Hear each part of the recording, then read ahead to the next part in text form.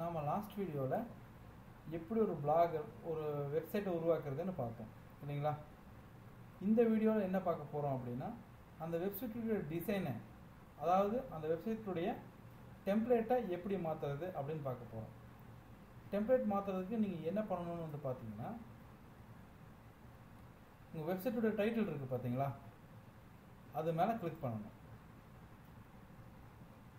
Click பண்ணிங்கன்னா இந்த சரவணன் அப்படிங்கிற அந்த வெப்சைட் வந்து ஓப்பன் ஆகிடுச்சு உங்களுக்கு. இப்போது இதுக்குள்ளே நீங்கள் என்ன சேஞ்ச் வேணால் பண்ணிக்கலாம். ஃபார் எக்ஸாம்பிள் இப்போ வந்து பாருங்கள், இங்கே டெம்ப்ளேட்னு இருக்குது பார்த்தீங்களா.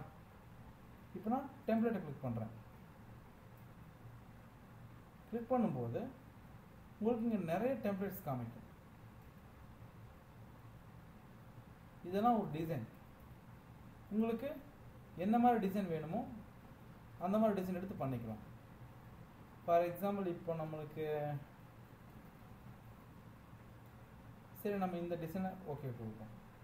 என்ன பண்ணணும்னு வந்து பார்த்தீங்கன்னா, இங்கே அப்ளை டு பிளாக்னு இருக்கு இல்லைங்களா, இதை கிளிக் பண்ணுங்கள்.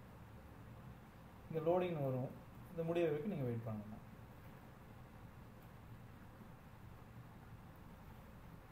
Template applied. அப்போ அந்த டெம்ப்ளேட் அப்ளை ஆயிடுச்சுன்னு அர்த்தம். இப்போது ரைட் கிளிக் பண்ணி ஓப்பன் லிங்க்னு நியூ டேப் கொடுத்து பாருங்கள். உங்கள் வெப்சைட் ஓப்பன் ஆகும். saravanan8855.blogspot.in. இப்போ நம்ம ஆல்ரெடி கொடுத்தது இந்த மாதிரி இருக்குது இல்லைங்களா, இந்த மாதிரி இருக்குது. ஆனால் இங்கே வந்து பார்த்தீங்கன்னா ஒன்றுமே இல்லை. எதனால் அப்படின்னு வந்து பார்த்தீங்கன்னா, இவங்க உள்ள நிறைய கண்டென்ட் போட்டிருக்காங்க, இங்கே நம்ம ஒன்றுமே போடல. அதனால தான் இப்படி இருக்குது. நீங்கள் கண்டென்ட் போட போட என்ன ஆகும் அப்படின்னு வந்து பார்த்தீங்கன்னா, இதுவும் அந்த வெப்சைட் மாதிரி ஆயிடும். ஓகேங்களா.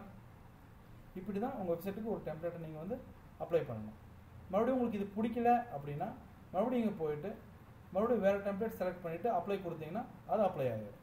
ஓகேங்களா. நம்ம நெக்ஸ்ட் வீடியோவில் பார்க்கலாம்.